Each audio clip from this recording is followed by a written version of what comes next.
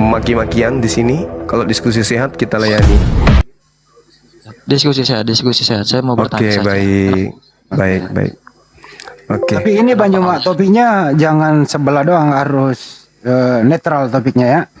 Nah, jadi saya kasih topik, apakah Allah Subhanahu wa taala itu adalah yang disembah orang Yudai? Dengarkan dulu topiknya. Apakah Allah Subhanahu wa taala yang disembah oleh Yudaisme? Apakah Yesus yang disembah oleh Yudaisme? Itu baru imbang. Atau begini, apakah sembahan Yudaisme itu sama dengan Islam atau sama dengan Kristen? Bagaimana? Imbang. Setuju? Gimana Bang? Setuju? Setuju? Abang AO setuju? Aku tak mudah Setuju nggak? untuk kau lumpuhkan. Batal lagi. Setuju. Kalau setuju ya kita buka lapak nih. Nggak ada yang mengganggu. Anda berdua dengan Bang Juma. Saya paling moderatorin. Setuju apa enggak? Gimana Bang? Kita diskusinya kita diskusinya dua arah Bang. Ini bukan cuma satu Tuhan, bukan cuma satu tema saja. Aduh, saya kasih tema Iya, ini. satu-satu aja Bang, satu ya. Iya, saat pertama itu kenapa Allah itu disamakan dengan Allah? Kenapa? Allah. Oh, bertanya doang dia Bang Juma. Kenapa? Kalau saya tanya balik, kenapa Allah disamakan dengan anak Maria, boleh nggak Bang? Saya jawab dulu, nanti Abang yang jawab setelahnya, boleh? Ya, silakan. Oke, baik. Jadi kenapa Allah Subhanahu wa taala menyatakan dirinya sebagai Tuhan pencipta langit dan bumi? Karena memang dia adalah pencipta langit dan bumi. Kami umat Islam itu tidak pernah kemudian menyatakan bahwasanya Allah Subhanahu wa taala itu adalah Yod He Vav He. Tidak ada di dalam Islam, di dalam kaidah atau disiplin ilmu Islam yang mengatakan bahwasanya Allah Subhanahu wa taala adalah Yod He Vav He. Orang-orang Yahudi hari ini ketika mereka menerjemahkan kitab mereka dalam bahasa Arab, bahkan orang Kristen di dalam terjemahan kitabnya menggunakan kata Allah. Ini saya bingung. Yang menyamakan antara Tuhan kami dengan Tuhan orang Yahudi, Tuhan kami dengan Tuhan orang Kristen, kami atau kalian? Bingung saya. Saya bingung di situ. Karena terjemahan Al-Quran dalam bahasa apapun tidak pernah menerangkan bahwasanya Allah itu sama dengan Yahweh atau Allah. Coba Anda buka terjemahan Al-Quranul Karim versi Indonesia. Apakah ada kata Allah atau kata Yahweh atau kata Adonai atau kata Elohim di dalamnya, atau Theos atau Zeus atau apapun itu? Allah tetap Allah. Dan orang-orang Yahudi menerjemahkan kitab Torah, kitab Tanakh mereka ke dalam bahasa Arab, Yod He Vav He, mereka sepadankan dengan Allah. Siapa yang salah di sini? Itu jawaban saya. Sekarang saya giliran bertanya kepada saudara. Sabar Bang ya. Allah atau Elohim atau Adonai atau Hasem di dalam kitabnya orang Yahudi dikatakan bukan makhluk, tidak serupa dengan apapun.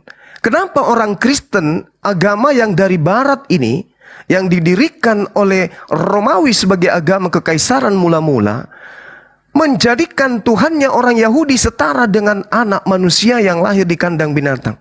Apa dasar pijakan teologinya? Silakan. Ya, tentu saja pada saat itu bangsa Roma kan menguasai menginfluence bahasa-bahasa budaya. Jadi supaya orang pagan Romawi Yunani tahu tentang Tuhan yang sesungguhnya itu adalah Kristus, bukan pagan Zeus, Jupiter dan lain-lain. Supaya mereka mengetahui Tuhan yang benar itu Kristus, bukan Zeus, Jupiter dan lain-lain. Itulah mengapa Romawi Yunani bisa menerima Kristus pada mula-mula. Demikian. Iya, jadi saudara saya itu tidak menjawab kepada poin. Al-Quranul Karim menerangkan, Alhamdulillahi Rabbil Alamin. Segala puji bagi Allah, Tuhan semesta alam. Tuhan semesta alam. Allah yang kami sembah adalah Tuhan pencipta alam semesta. Kalau kemudian Yod He Vav He atau Allah mengklaim dirinya juga sebagai pencipta alam semesta, berarti mereka menyembah Tuhan yang sama dengan yang kami sembah. Bukan kami yang meniru mereka. Bukan kami. Al-Quranul Karim adalah sebuah kitab independen yang tidak kemudian diilustrasikan, diajarkan berdasarkan dengan ketetapan, ketentuan, dan ukuran menjiplak kitab di luar. Atau menceritakan kitab-kitab terdahulu lalu kemudian menyadur di dalam sebuah kitab bernama Quran. Tidak. Itu hanya disifati kitab saudara. Kitabnya orang Roma. Ngambil kitabnya orang agama lain, nempelkan di dalam kitabnya menjadi satu kitab. Nah, yang kami umat Islam sebutkan adalah Allah, itu adalah pencipta langit dan bumi. Kalau agama luar juga mengatakan Tuhannya pencipta langit dan bumi, berarti Tuhan kita sama. Tetapi tidak ada aspek, tidak ada unsur, tidak ada kisi-kisi, tidak ada kurikulum di dalam disiplin ilmu yang ada dalam Islam. Tuhan kami bernama Allah, Tuhan kami bernama Yod-He-Vav-He, Tuhan kami bernama Yahweh. Tidak ada itu. Tak ada disiplin ilmu dalam Islam seperti itu. Yang ada di dalam Islam, Allah Tuhan satu-satunya, Allah Rabbus Samawati wal Ard, pencipta langit dan bumi. Pertanyaan saya tolong disentuh sedikit. Apakah Yesus anak Maria itu adalah Tuhan yang disembah oleh orang-orang Yahudi hari ini? Silakan. Tentu saja mereka menyangkal, tapi justru itulah kenapa Yesus mencoba membuktikan diri, menyembunyikan keilahiannya, supaya orang-orang Yahudi tidak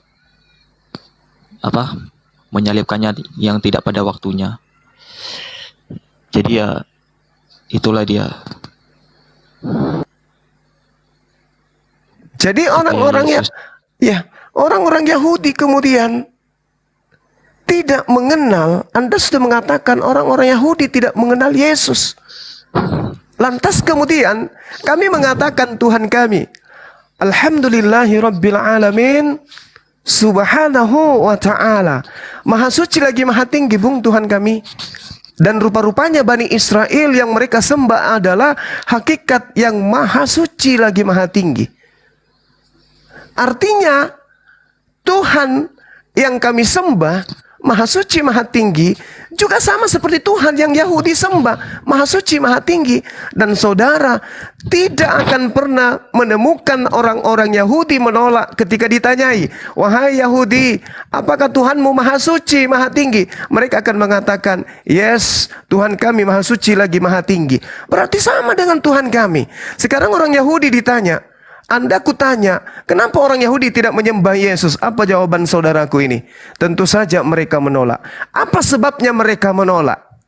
Kira-kira apa yang membuat mereka menolak? Nanti dihukum disalib bukan pada waktunya nanti, makanya ditolak.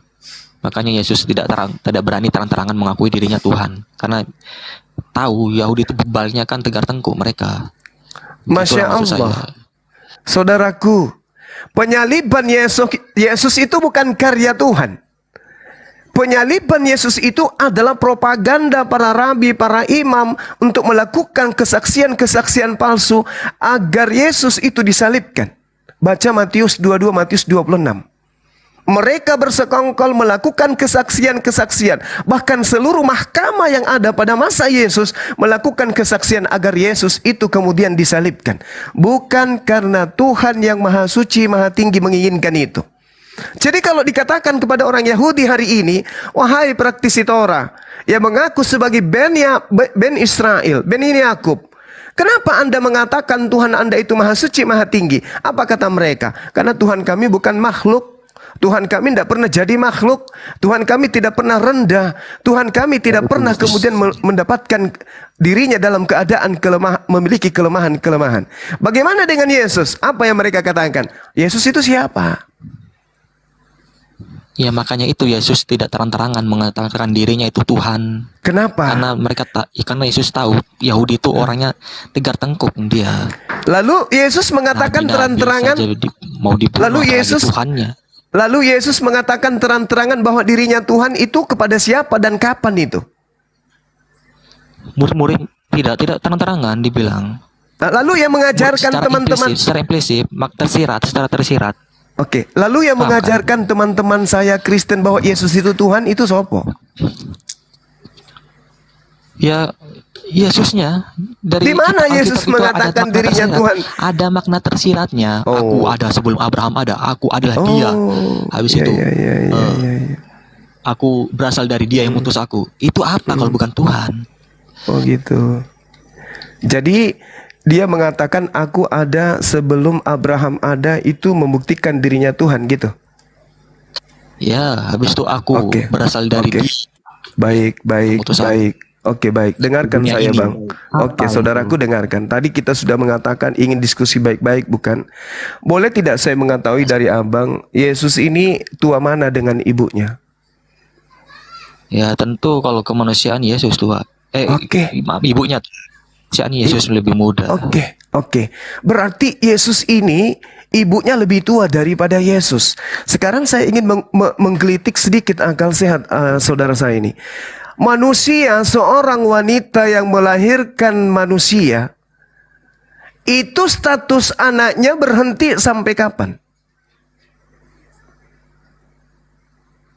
Kenapa gimana? Nggak fokus saya. Ulang. Seorang wanita yang melahirkan anak, status anak ini itu apakah bisa berhenti menjadi anak? Tidak. Tidak. Nanti di surga, kira-kira Yesus yang Anda tuhankan itu memanggil kepada ibunya dengan panggilan apa? Tergantung, kalau dalam keadaan manusianya ya dipanggil ibu. Di surga Dipanggil Tuhan Anda perempuan masih bisa. manusia. Di surga Tuhan Anda masih manusia? Iya, kalau misalnya berpisah kan duduk di sebelah kanan Bapa. Ya berarti masih manusia. Ah, Tuhan Anda ada Duduk di berapa sebelah namanya? kanan Bapa. Bukan, itu kemanusiaannya Yesus itu, duduk di sebelah kanan Bapa. Lah, jadi pencipta langit dan bumi ini pernah menjadi manusia gitu? Iya, Maha kuasanya Lalu? Tuhan Maha berkuasa. Oke, oke. Inilah yang menyebabkan Tuhan Anda tidak sama seperti Tuhannya Yahudi. Itulah kenapa Yesus tidak terang-terangan menganggap dirinya Tuhan, mengakui dirinya Tuhan. Tapi Deklarasi dirinya Tuhan. terang-terangan mengakui dirinya bukan Tuhan. Iya, memang makanya itu. Nah, sekarang yang mana yang harus dipercaya? Keterus-terangan Yesus atau asumsi dogma gereja yang harus dipercaya nih? Yesus mengatakan aku bukan Tuhan. Keadaan orang memberi kode itu gimana ya? Keadaan terdesak itu, misalnya Anda mau dicuri, mau diikuti stalker, stalker, lalu Anda mau minta tolong tapi tidak bisa, itu gimana ya? Seperti itu kira-kira. Ada kode-kode kan supaya Anda peka terhadap orang minta tolong itu. Iya, Begitu iya, maksudnya saya. Berarti Perumpamaannya. ketika Tuhan di dalam kitabnya orang Yahudi di Amsal 3 nomor 5 mengatakan, percayalah kepada firman Tuhan, jangan engkau bersandar kepada asumsi pemikiran manusia itu sendiri. Yesus Di datang, mana tuh tertulis? Amsal 3 nomor 5, Bang. Anda berasumsi dari tadi. Malah sampai bawa-bawa kode. Yesus kedipkan mata. Anggap saja aku bukan Tuhan, kawan-kawan. Ini apa ini?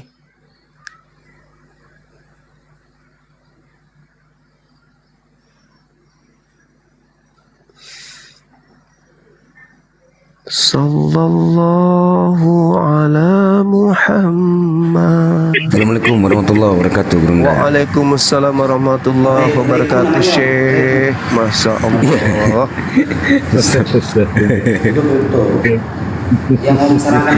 Mengandi semua teman-teman. Sehat-sehat, Bunda ya. Syekh. Alhamdulillah, anak sehat, Syekh. Antum gimana, Syekh? Sehat? Alhamdulillah ini, Bunda. Masya Allah. Saya besok baru bisa setor hafalan ya, Syekh. Ada marid. Saya lagi sakit. Hafalan anak lagi tersendat. Saya harus lihat Google dulu. Masya Allah. Subhanallah. Mungkin Bang Asidik bawa kode apa mungkin yang bisa kita.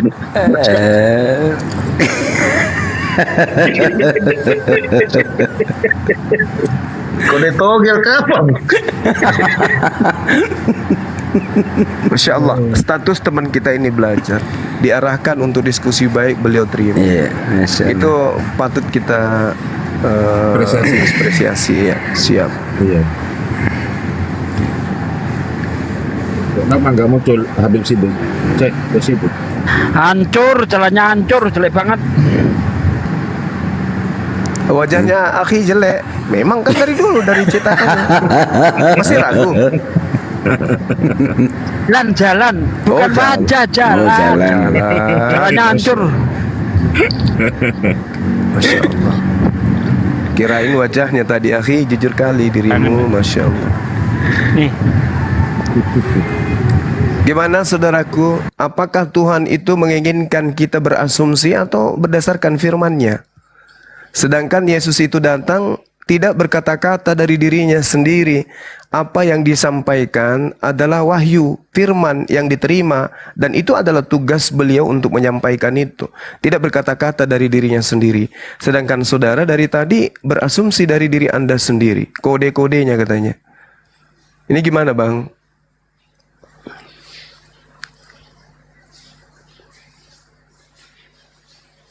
Kita anggap selesai ya. Ada pertanyaan lain?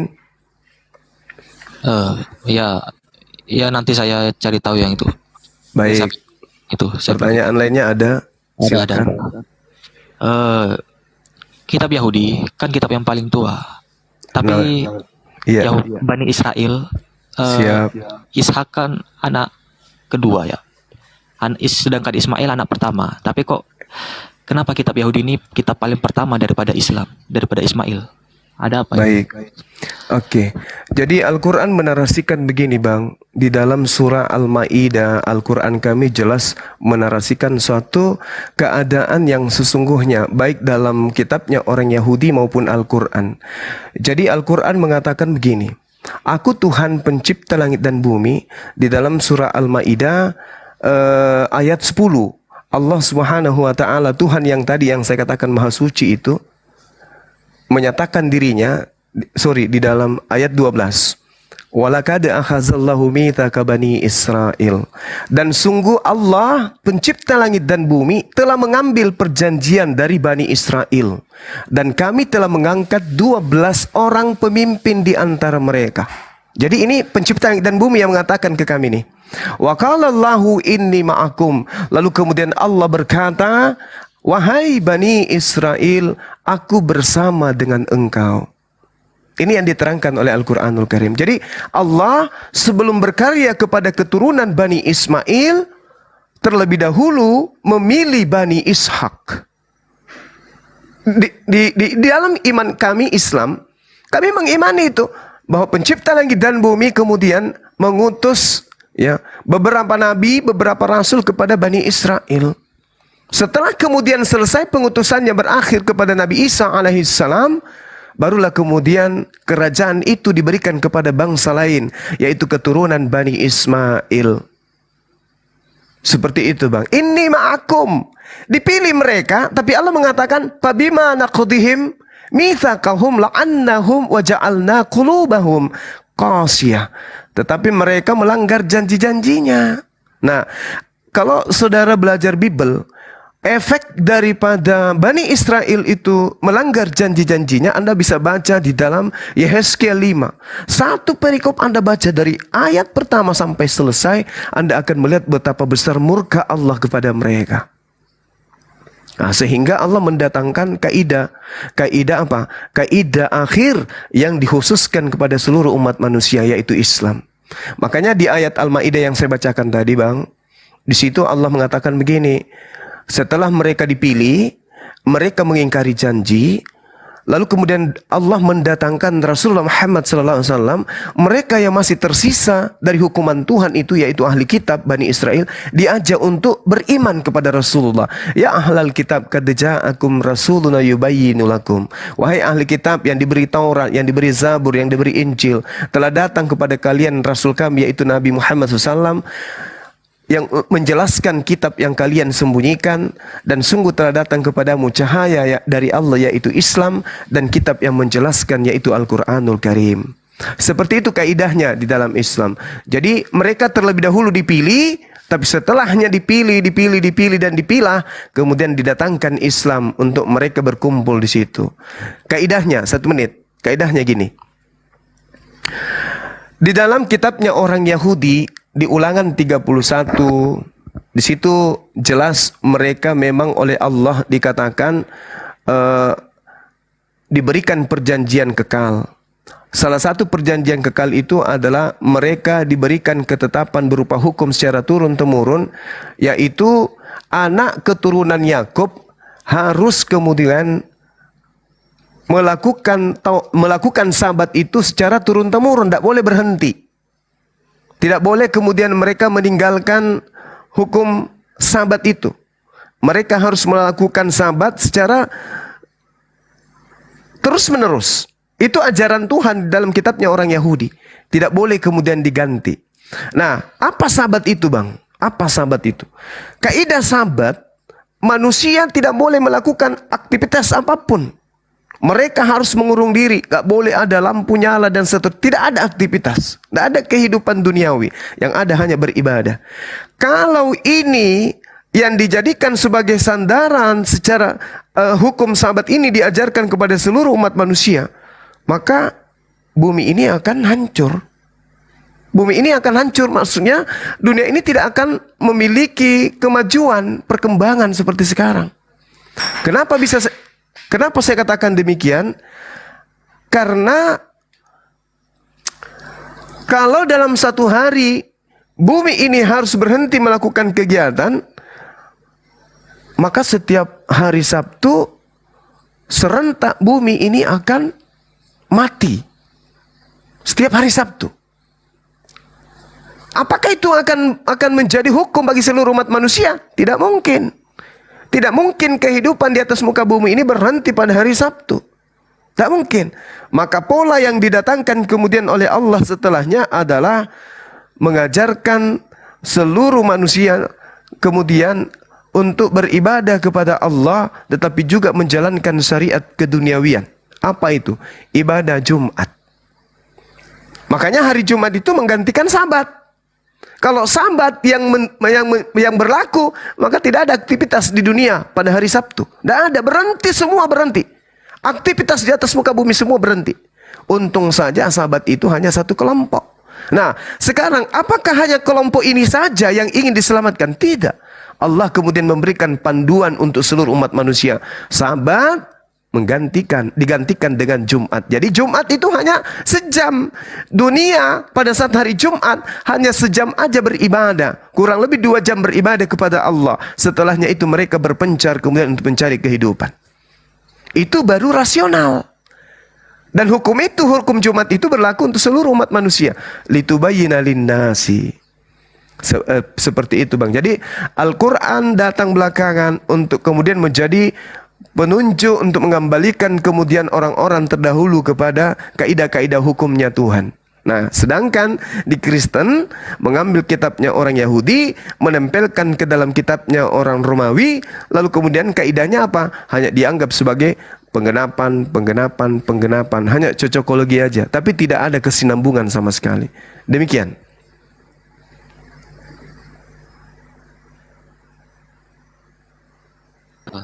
Oh ya, saya tanya,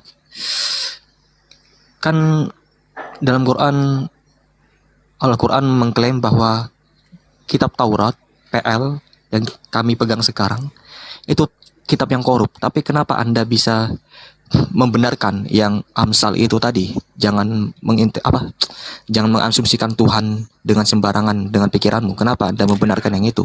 Bukankah kitab itu udah korup? Gini. Itu untuk Anda, bukan untuk saya. Kalau di kami jelas kaidahnya, ma nuzzila ilaihim wala'allahum yatafakkarun. Itu kaidah di Islam tuh. Kaidah di Islam yang menjadi patokan di dalam berfikir adalah az-zikr. Apa az-zikr itu? Al-Quranul Karim. Anda sebagai orang yang mengambil kitabnya orang Yahudi, saya sadarkan, Bung, jangan berasumsi. Kitab yang Anda tenteng mengatakan harus berpola kepada wahyu. Jangan asumsi. Harus berpola kepada firman Tuhan. Jangan asumsi.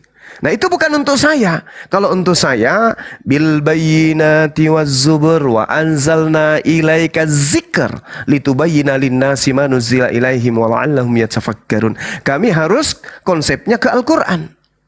Anda konsepnya kalau Anda merasa bagian daripada Bani Israel, merasa keturunan Yakub, harus berpola kepada Amsal yang tadi. Jangan asumsi. Silakan.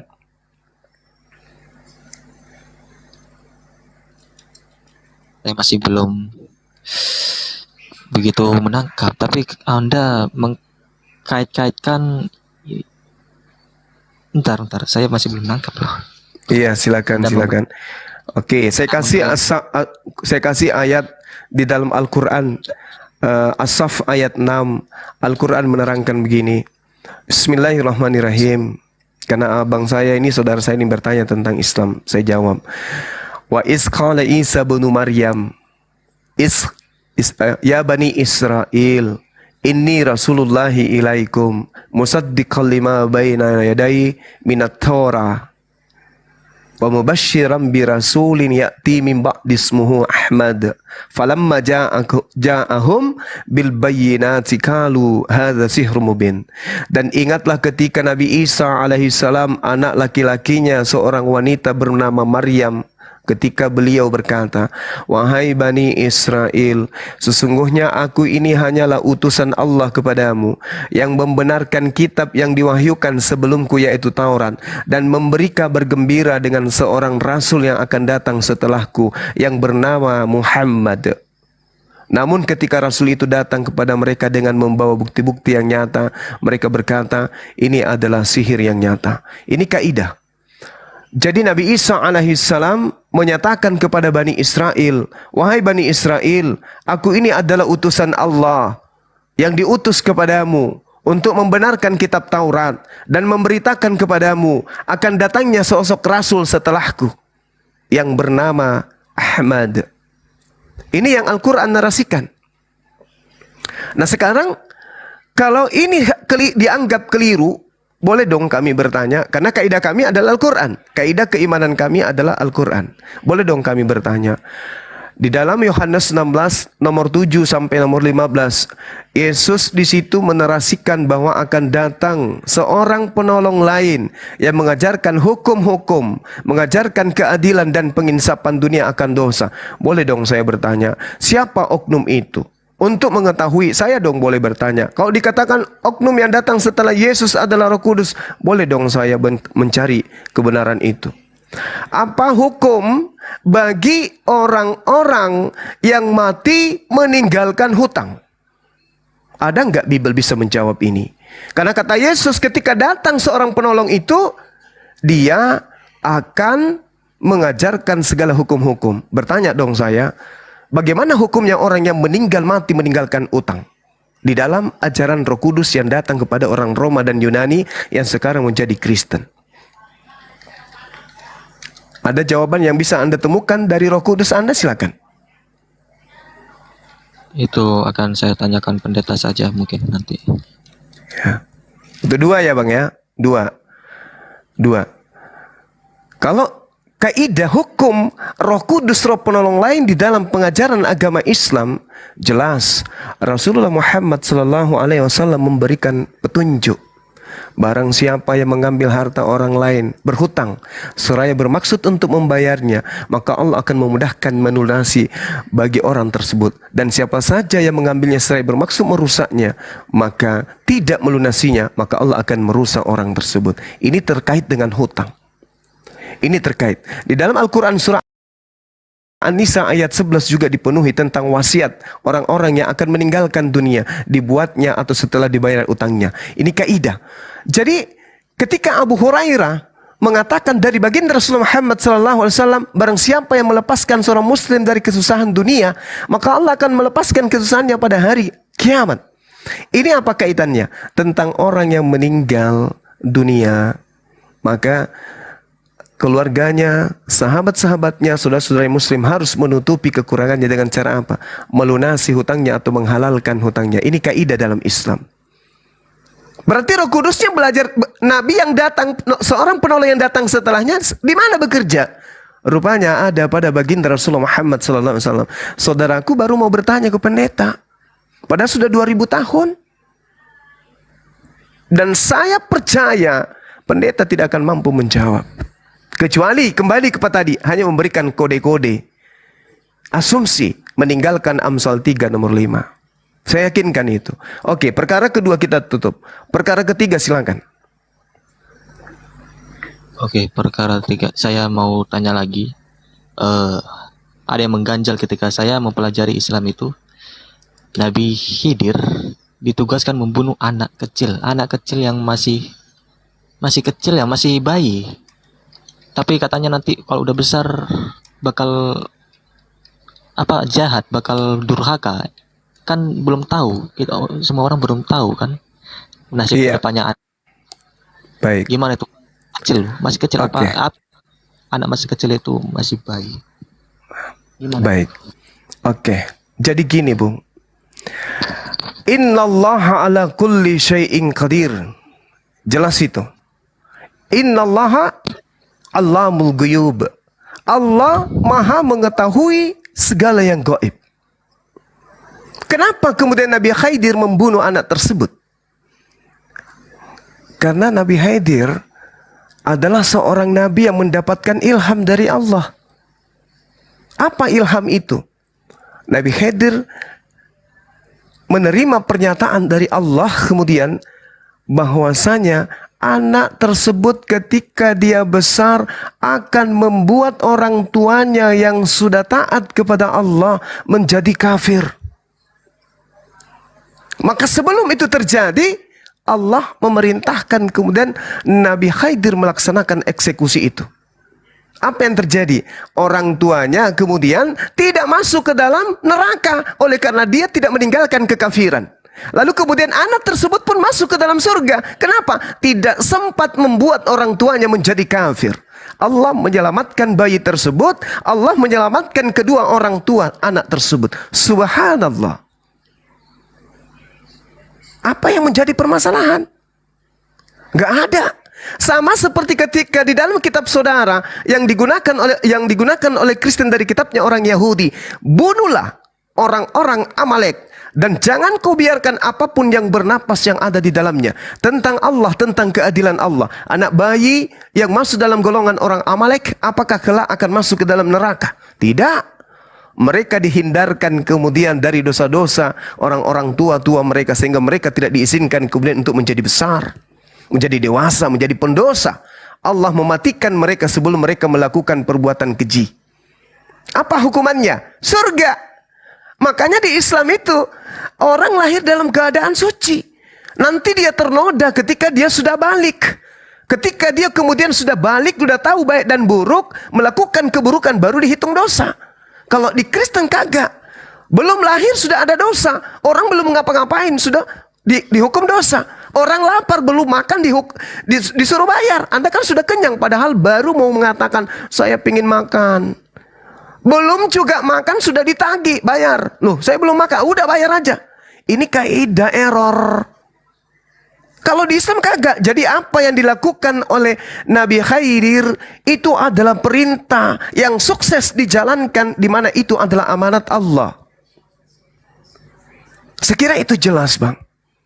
Itu kalau kita bersandar pada riwayat-riwayat yang ada di dalam ajaran agama Islam, semuanya memiliki hikmah yang tujuannya adalah untuk mendewasakan umat Islam itu sendiri.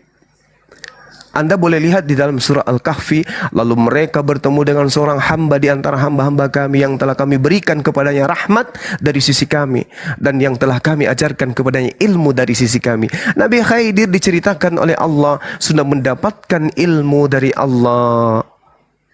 Sehingga ketika bertemu dengan Nabi Musa, apa yang dilakukan kemudian Nabi Khidir itu adalah ilham, itu adalah rahmat, itu adalah petunjuk dari Allah semata-mata. Baca di dalam Al-Quranul Karim surah Al-Kahfi.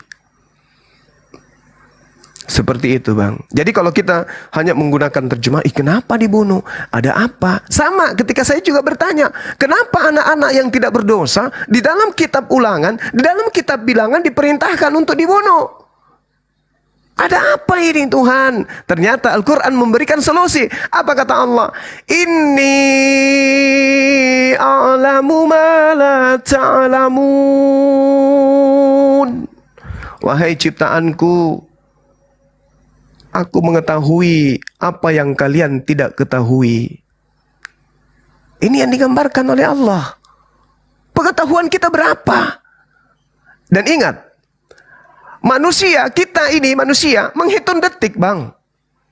Detik pertama, detik kedua, detik ketiga, detik keempat, detik kelima. Tidak ada satu manusia pun yang bisa tahu seperti apa keadaannya 5 menit kemudian. Termasuk saudaraku Alpha Omega. Setelah Anda live di sini, Anda tidak tahu Anda akan seperti apa. Sangat boleh jadi keluar dari room ini ada terjadi sesuatu kepada Anda. Apakah Anda sudah tahu? Tiba-tiba ada teman Anda datang, Bang Alfa, Anda diterima kerja. Bang Alfa, Anda mendapatkan hadiah. Bang Alfa, apakah Anda sudah tahu? Tidak ada yang tahu. Bagaimana dengan Allah? Allah sudah tahu. Apa yang terjadi dengan kita, Allah sudah tahu. Kenapa? Allah tidak terkungkung oleh waktu. Tidak sama seperti makhluk. Makhluk itu menunggu untuk malam, menunggu untuk pagi. Allah kagak. Tidak ada waktu bagi Allah. Semua apa yang belum manusia lakukan, Allah sudah tahu endingnya. Allah sudah tahu apa yang ada. Kita menunggu seminggu. Allah tidak butuh waktu untuk menunggu seminggu. Apa yang terjadi seminggunya kita ke depan, Allah sudah kantongin. Ini yang kamu lakukan. Ini yang terjadi padamu. Ini. Kenapa? Karena inni a'lamu ma la ta'lamun. Allah Maha mengetahui. Dia tidak diukur, dia tidak terkungkung oleh waktu. Maka kalau ada Tuhan yang disembah oleh manusia, terpenjara oleh waktu, percaya sama saya, itu bukan Tuhan, itu hanya makhluk yang dilantik menjadi Tuhan. Periksa aja Tuhan Anda. Apakah betul dia tahu kapan hari kiamat? Enggak tahu. Apakah dia tahu siapa yang memegang jubahnya? Dia tidak tahu. Apakah dia tahu musim buah ara berbuah atau tidak? Dia tidak tahu. Kenapa? Terkungkung oleh alam dimensi makhluk. Sesuatu kekuatan, apapun itu, ketika dia terkungkung oleh waktu, ingat, kekuatannya pasti pemberian dari Tuhan.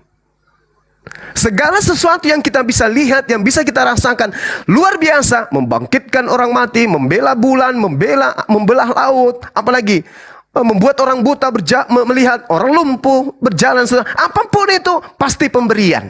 Siapa yang memberikan? Sang Khalik, Sang Maha Kuasa. Makanya kalau Anda melihat bagaimana Yesus dalam hidupnya, luar biasa. Dan kami umat Islam mengimani itu. Di dalam Al-Quranul Karim ketika ditanyai oleh Allah, apakah engkau yang mengajarkan orang-orang Kristen menyembah dirimu selain aku? Apa kata Nabi Isa alaihissalam? Maha suci engkau ya Allah, aku tidak pernah mengatakan itu. Kalau aku mengatakan itu, tentulah engkau tahu. Karena engkau tahu apa yang ada pada diriku, tetapi aku tidak tahu apa yang ada pada dirimu. Engkaulah yang menyaksikan orang-orang Yahudi, orang-orang Roma, orang-orang Yunani setelah aku pergi. Aku tidak mengetahui itu. Ma qultu lahum illa ma amartani bi an ya'budullah rabbi wa rabbakum. Saya hanya mengajarkan kepada Bani Israel, wahai Bani Israel, sembahlah Tuhan yang mengutusku, Tuhanku dan Tuhanmu. Selebihnya aku tidak punya daya untuk mengajarkan itu. Makanya di dalam Yohanes 12:49, aku tidak berkata-kata dari diriku sendiri. Apa yang aku katakan adalah apa yang diperintahkan oleh Bapa dalam kurung Tuhan untuk aku katakan dan aku sampaikan. Yohanes 5:30, aku tidak dapat berbuat apa-apa dari diriku. Yohanes 5:36, ada kesaksianku yang lebih penting dari kesaksian Yohanes Pembaptis. Apa itu? Bahwa segala mujizat yang aku lakukan di depan Bani Israel, mujizat itulah yang menjadi saksi bahwa aku adalah utusan Tuhan dalam kurung Bapa. Selesai. Jadi umat Islam mengatakan apa? Hidup kekal itu adalah beriman kepada Isa di dalam kurung Yesus sebagai utusan Tuhan yang datang kepada Bani Israel. Iman kami tidak bisa goyah dari itu. Makanya kami ada sebagai apologet. Apologet Islam itu adalah membela imannya Yesus yang kemudian dipelesetkan oleh orang Roma, orang Yunani, sampai kepada Indonesia masih tetap aja dipeleset-pelesetkan. Demikian saya rasa cukup 3 poin dari saya karena di sini sudah hampir pukul 6 mau maghrib. Kalau saudara Alpha dan Omega masih ada poin-poin berikutnya, insya Allah saya Bang Suma Zulkifli M. Abbas, pembina Apologet Islam Indonesia, akan membantu Anda untuk memahami Islam. Demikian Bung, salam kenal Alpha dan Omega, dan terima kasih Anda menerima tawaran saya untuk berdiskusi baik. Itu adalah satu rahmat bagi saya pribadi, Masya Allah. Terima kasih. Silakan host atau teman-teman yang lain. Terima kasih. Sudah, saya mau. Masya Allah. Silakan Bang Handik. Salam kenal, sehat selalu, panjang umur, dan mari belajar sama-sama. Lanjut Bang. Sebenarnya saya masih banyak sih yang ingin saya tanyakan, tapi ya karena sepertinya Bang Zuma lagi sibuk ya, kapan-kapan saja. Bukan sibuk, Baik. waktunya ibadah. Ibadah Bang, maghrib untuk kota Makassar. Habis Isya, kalau Abang melihat saya ada di komal-komal manapun, silakan Anda naik, kita diskusi lagi baik-baik. Silakan. Diskusinya seperti yang tadi maksud saya tuh ya.